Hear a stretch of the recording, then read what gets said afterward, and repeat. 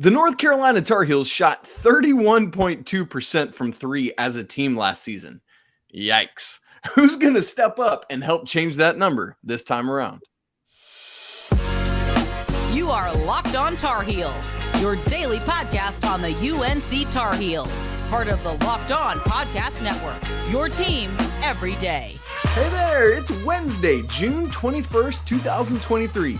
Welcome into the Locked On Tar Heels podcast, the only daily North Carolina show out there. I'm your host, Isaac Shade, joined by our guy, Coach Pac Kilby, as we are every week. We want to thank you for making Locked On Tar Heels your first listen or watch every single day to get all the best information on your team. Today's episode is sponsored by Birddogs. Go to birddogs.com/lockedoncollege and they'll throw in a free custom Birddogs Yeti-style tumbler with every order.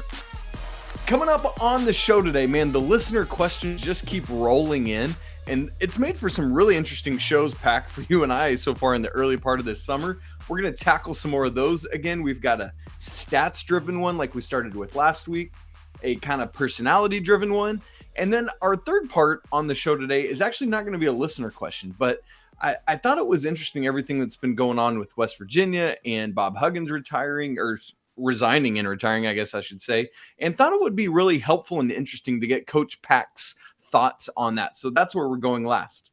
As a reminder, today is decision day for Jarin Stevenson, Wednesday, and so obviously we will be unpacking that, whether we get him or not, on Thursday's show, so be ready for that. By the way, if you have questions, please feel free to send them in. LockedOnTarHeels@gmail.com.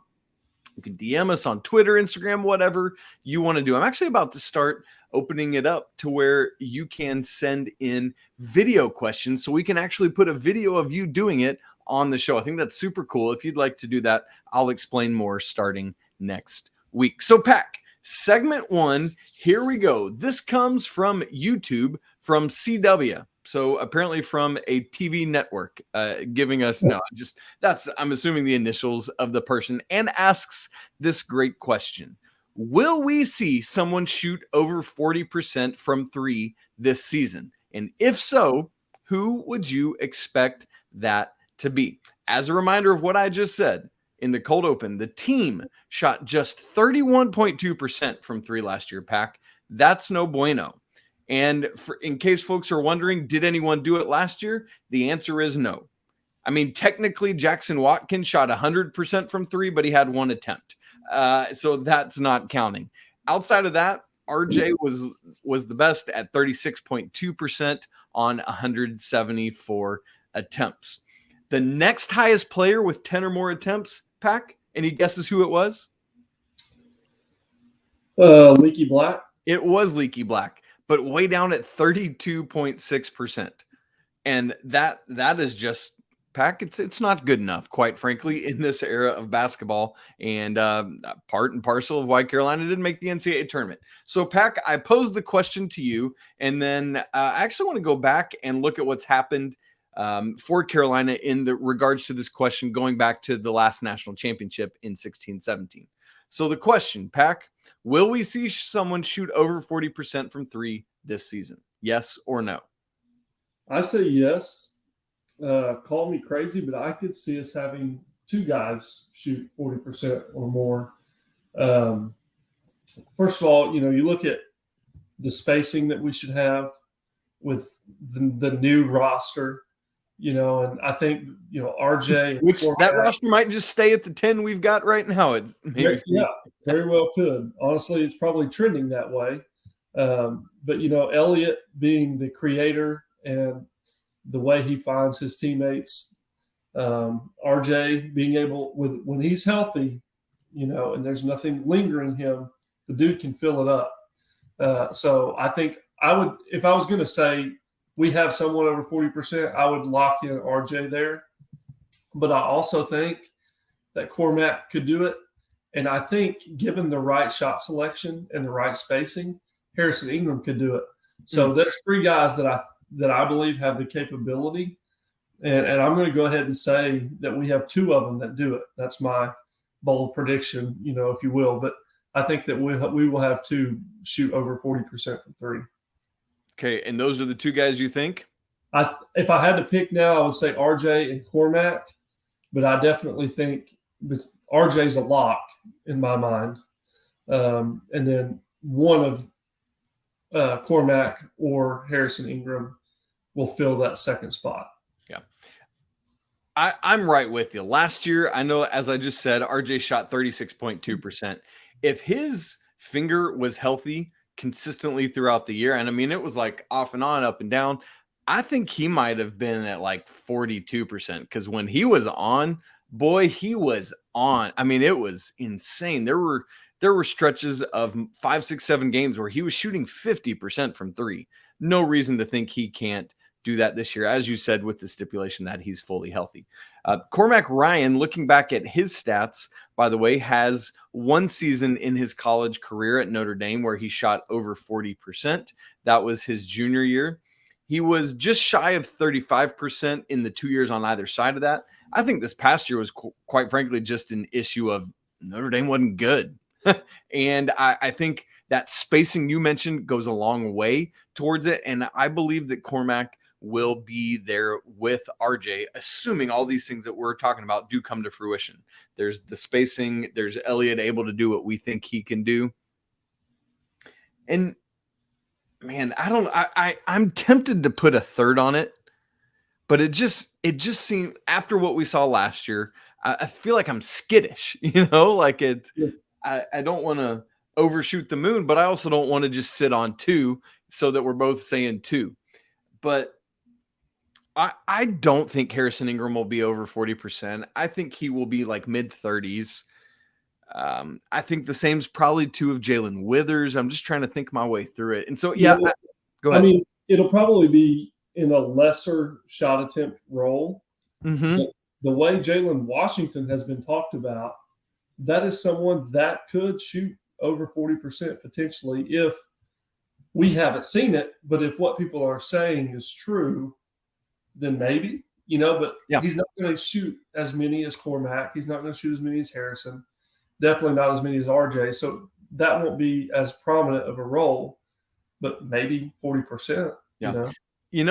Somebody that could, that's in that lesser role. And it's not because they're taking less threes when they're on the court. It's just because of playing time opportunities. Paxton Wojcik, he could be somebody that's over 40%, but similar to like a Harrison Ingram, I don't think he'll have as many attempts. But again, I think it's just because of playing time, not because he's not pulling the trigger. Yeah. Well, and here's the beauty of this conversation, though, like silver lining of all of it, that we shot 31 point something percent from three last year, and we're talking about the potential of having 4 or 5 different guys shoot 35% or better from the 3-point line. I'd take that, right? Like if you could get to that average, if you could get to 35% as a team, I know 4% higher than last year just doesn't sound like much, but when you're talking about, across 100, 200 attempts, that 4% is a big deal. And so, like North Carolina last year as a team, well, it's going to take me a second to look it up, but like how many 3-point attempts they had as a team last year. I would guess, this is just me taking a guess, but I would think somewhere between 600 and 700 as a team. 751. So in real time here, 751 times 0.04 would be 4%. That's 30 more made threes. So that, 90 points. Think of all the close games that we had, the triple OT loss to Bama. Yep. You start adding those points in there and you're like, okay, this is a whole different story. Wasn't that four OTs? Or 4 OT. Yeah, you're right. Yeah, wild. It's okay. I called it 6 the other day. That's the only reason I have it in my head right now. But here's the deal, Pac.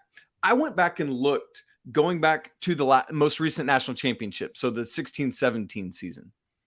And I kind of thought it would be an anomaly to have players who, high, like 10 attempts or more per game at 40% or over. But it's only happened twice in that span where Carolina didn't have a qualifying player at 40% or over. That was last year, and that was the 19-20 season. That's the only 2 times it's happened. Going back in 16-17, Joel Berry shot 40.5%. Luke May right at 40%. 17-18, both Luke and Kenny were 40% or above. How about the 18-19 team? They had 4 players that took at least 10 threes that were 40% or above. B-Rob, Cam Johnson. Man, Cam Johnson that year. You ready for this, Pac? 45.7% on 210 attempts. Wow. Isn't that insane? That's incredible, yeah. Leaky did it, as did 7th Woods, although it was only on 10 attempts. In 2021, Kerwin Walton did it, 42.0, and then obviously Brady in 2021-22. So, listen, I think it's more likely than not that the answer to the question from CW is yes, we will have someone do it, and you and I are both in agreement that the most likely candidates are RJ and Cormac Ryan. Interestingly enough, the years we either 1920 was the COVID year, right? So we were probably not going to make the NCAA tournament. I like that you said probably. We were not. We don't want to make it final in our minds, okay? And then didn't make it this year. So the years we haven't had good shooting has equaled not playing in the NCAA tournament. That's a great point, my friend. Well said. Well, we have another listener question, and it has to do with Psycho T and who might be this year's version of that. We're going to look at the answer to that question in just a second. But first, this episode of Locked on Tar Heels is brought to you by our friends at Birddogs. I don't know how else to say it. Let me just keep it simple for you. Birddogs shorts and pants make you look good. The Birddogs stretch khaki shorts are designed to fit slimmer through the thigh and leg, giving you that truly sculpted look. They also fit better than regular shorts that are made of like stiff material. What they did is Birddogs fixed that by inventing cloud knit fabric that looks like khaki, but it's not. It stretches so you get a slimmer fit without sacrificing movement. Probably my favorite thing as we're in the summer months is that Birddogs also has this anti-stink sweat wicking fabric that keeps you cool and dry all day long. So friends, go to birddogs.com/lockedoncollege right now for a free Yeti-style tumbler with your order. Again, that's birddogs.com/lockedoncollege for a free Yeti-style tumbler. You won't want to take off your Birddogs all summer long. We promise you. Friends, we are just a day away from the 2023 NBA Draft, which is tomorrow night, Thursday. Don't miss a second of the Locked On NBA Draft live on Thursday night. Pick-by-pick analysis from Locked On's stable of local NBA hosts, national reaction from our NBA Big Board hosts, and live check-ins from inside the draft. Locked On NBA Draft Live starting at 7:30 Eastern Time on the Locked On NBA YouTube page. Man, Pat, no Tar Heels going in the draft this year. Crazy stuff. Yeah. Now, here is our next listener question, and this is from David Watson on Twitter at DaveLisa3210. What do you think that means? I'm going to assume that means Dave's married to a woman named Lisa. I would think so, yeah. Or his middle name could be Lisa, but I highly doubt that's where we're going. So, best wishes to Dave and Lisa. Anyway, Dave says this: Isaac, you've talked about all the incoming players and transfers. My question is, who will be that Psycho T guy? The game is just as much mental as it is physical. And Dave says, and I'm curious if we both agree with this or not, Garrison Brooks was the only player with passion since Tyler Hansbrough. Interesting. Pac? What do you think? Well, there's multiple layers to this. Let me attack the back end there. Okay. The Garrison Brooks side of it. Yeah, Garrison Brooks had passion, but I think there are multiple players that have had that same intensity and passion since Tyler Hansbrough. John Henson comes to mind. I thought he was very passionate. He would let his emotions. He just always looked so stoic to me. Well, it was really in the big moments like a blocked shot or whatever when he would really get after it. Bryce Johnson had passion. Marcus had passion. Joel Berry definitely had passion. Brady Manek, I thought, played the game with a lot of passion. But and there's probably more, Theo Pinson, that come to mind. But, here's the deal. They're all in a different category than Tyler Hansbrough. There is a Tyler tier, and then there's an everyone else tier. Yeah, he's just somebody different, and quite frankly, I don't know that anyone will ever get to the Tyler Hansbrough level of passion. But I think we have had guys that do show passion on the court. So probably disagree a little bit there. But as far as this year's team goes and who I think will fill that role. Yes. The Psycho T, the 20, how do I want to phrase this?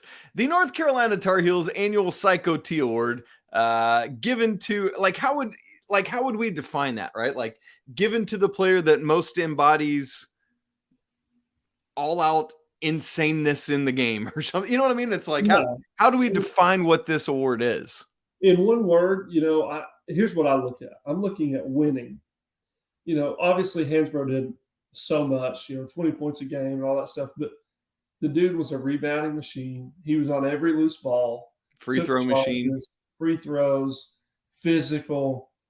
He just did all those little things that typically the great players don't, do. So whether they think they're too good for it or what, they don't typically do it. But Tyler did. And so for this team, I look at it and I go, I could see a couple different answers here, to be honest with you.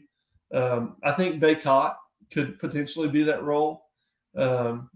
Sometimes he looks kind of emotionless to me, but also he's in the pits and they're battling, rebounding, getting beat up, beating people up physically.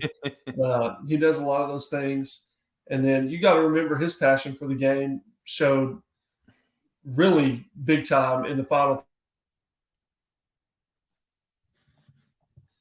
What he did in the championship game on 40% of an ankle. So he does those things. And I think it could be somebody like him. Yep. I think that's well said. That's where Mondo best exhibits it to me, is in the way he just guts through everything. Yes. Yeah, he does. And I'll give him props for that. That's Tyler Hansbrough-esque to me. But then I look at it and go, then this one might shock you and you may disagree. I don't know. But Seth Trimble is somebody that could be that for me. Tell me more. I think he takes charges. I think he rebounds well. I think he hustles every time he's on the court. I think he's a good teammate. I think, he plays that gritty style of basketball. Yeah. And that exemplifies some Psycho T in it to me as well. I like that. So I could see it being somebody like him. All right. You ready for mine? I'm ready. It's a transfer. Cormac Ryan. Okay. And here's why I first thought that. One of the things that as you were saying, Tyler's level of insanity just manifested itself completely different than anyone else. But when I think about it, I tried to look at Tyler multiple times. I've tried to look at him through the eyes of the opposition. He is one of those players that you love to have on your team and you would hate for him to be on the other team. And when I look at it through that type of lens, Cormac Ryan comes to mind for me. And it's interesting because we've looked at him through the lens of the opposition for the last several years. And I have hated playing against that dude. He plays with an edge. He plays with a little bit of a chip on his shoulder. I think he's not going to mind mixing it up a little bit. Like, that rankled a lot of Tar Heels last year, right? Like we all experienced that. But now that you've got him on your team, that's the dude you want in your corner when you're getting into the foxhole or whatever kind of imagery you want to use. I think Cormac Ryan is just the type of player. Now, obviously, it's different because he's a backcourt player in Tyler's front court, but I think he can do those same things. Just feels like a dude that wants to do all those intangibles that you were talking about. Feels like a dude that is just going to do whatever he has to do, grit through anything, and make it happen. I could 100% see that. Yeah. So and you're right. We have experience. We've been on the receiving end of that. But now we get to experience the other side of it. And I guess that's part of what's kind of cool about the transfer portal is you don't always have to be on the opposite side of the guy you hate to play against. You get to experience having him on your team. So that's pretty cool. Anyway, Dave, Dave Lisa Watson, there is our answer for you. That's a great question. Because that's the kind of thing I want to look at every year. Like, who could be this year's guy that does those kind of things? And I want to look at it. Because what's so ridiculous about Tyler, and I'll just say this and we can move on, is a lot of times you get that guy that has that Rudy mentality, if I can use Rudy from the football world, but they're not very talented. With Tyler, man, it was just that combination of both talent and doing whatever you got to do, like you were talking about. That's just something that's a once in a generation kind of person. Mm-hmm. Well, one of my favorite things that we so often do when Pac is on the show is we have our segment called Unpack It. And today, what we want to do is look at this unfortunate things that have gone on at West Virginia, but learn through the eyes of a coach how we can think about it, what we can learn from it, how Coach Pac goes about leading the young men in his care, and man, just some really interesting stuff. So we're going to talk about that in just a second.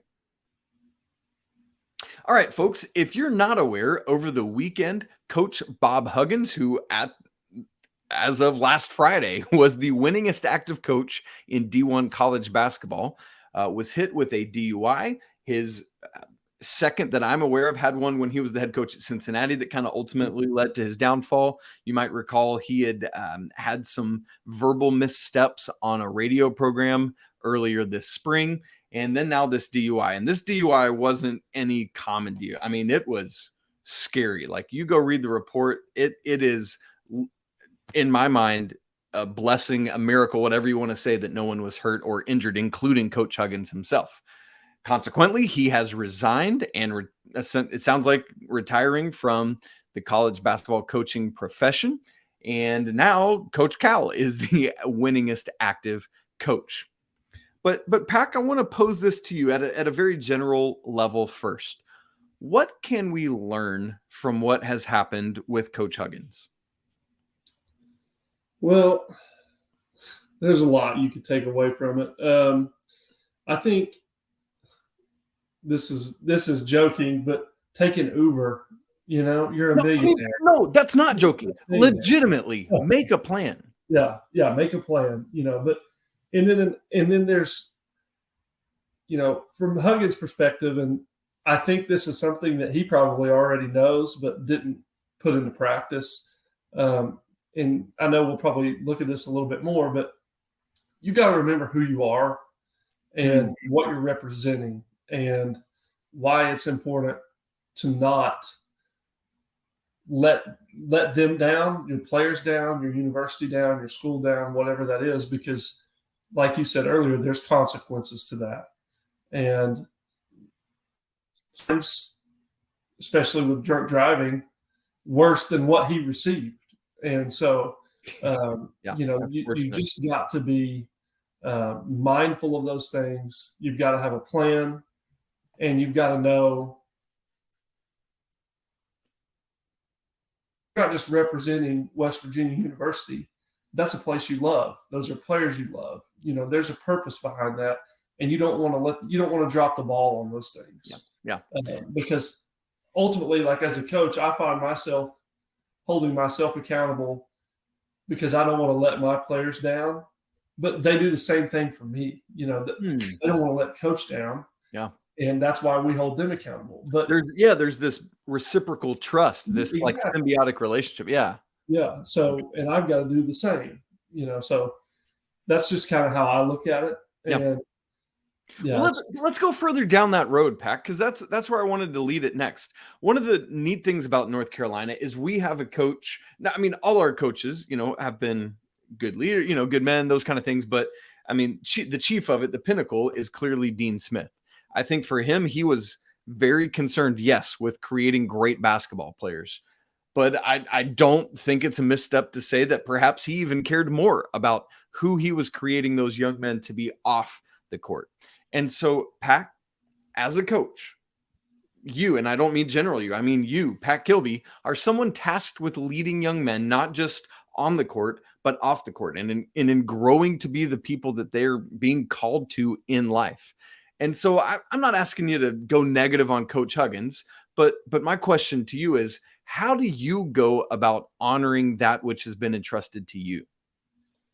Well, that's a great question. I think, the really important thing here is, as a coach or as a leader within a program, I don't really ask them to do anything that I don't do myself.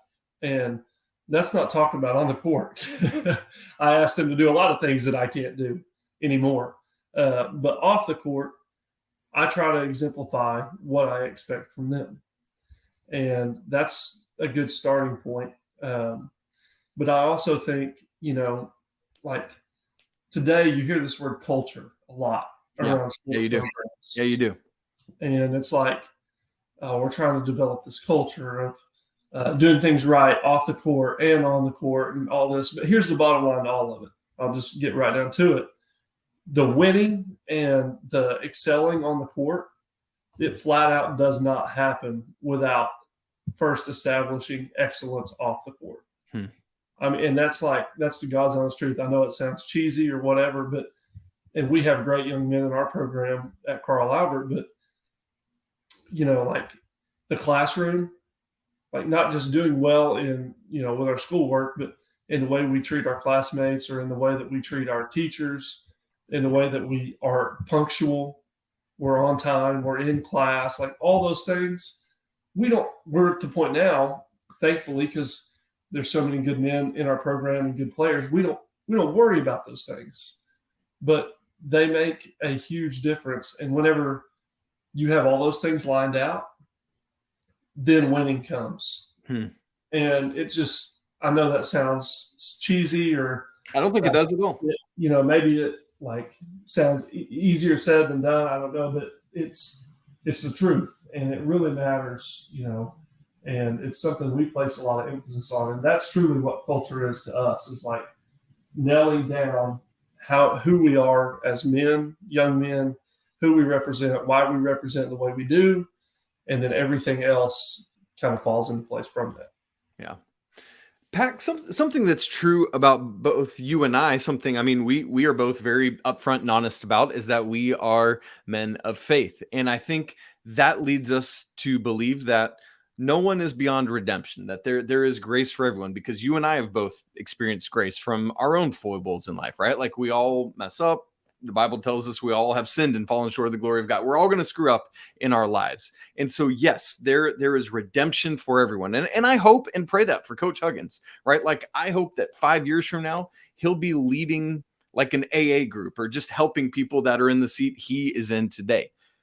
But at the same time, and you kind of referenced this a couple minutes ago, even though we can have grace and forgiveness for one another, there are earthly consequences for our actions. And that's just part of how life works. And so I because I know there's a lot of West Virginia people saying, coach shouldn't leave, he shouldn't be done, all that, blah, blah, blah, blah, blah. But then there's others that's like, no, strike this man down. He should never coach again. And then, there's probably others of us in the middle that recognize what I've just said. Like, yes, the things he's done are not great steps, right? Like I would compare it to King David, who made a lot of bad decisions in his life, but repented and was forgiven for those. But still, Uriah the Hittite is dead because of David sleeping with Bathsheba, things like that. So Pac, all of that said, do you think this is the right call by West Virginia to let Coach Huggins? I mean, I'm of the mind that even if he hadn't resigned, he was probably going to get fired because of this most recent thing. Is this the right step to take in this specific scenario?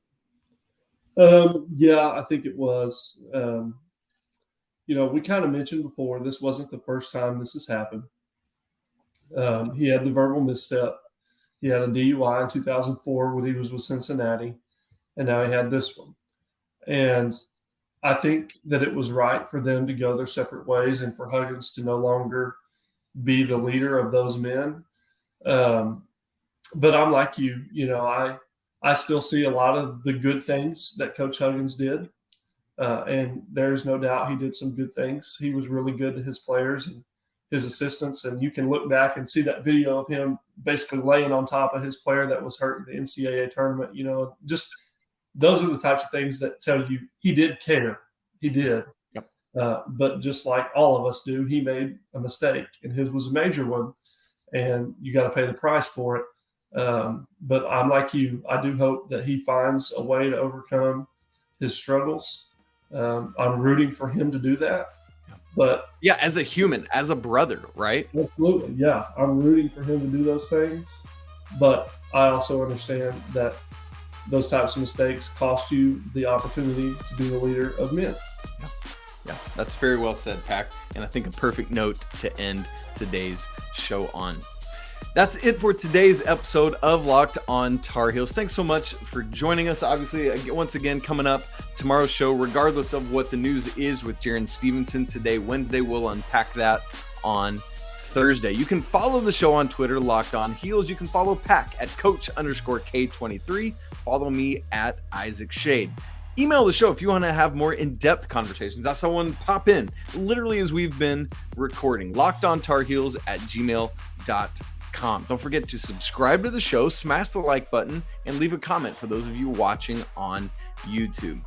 Friends, it's always a great day to be a Tar Heel. Can't wait to talk with you again tomorrow, but until then, peace.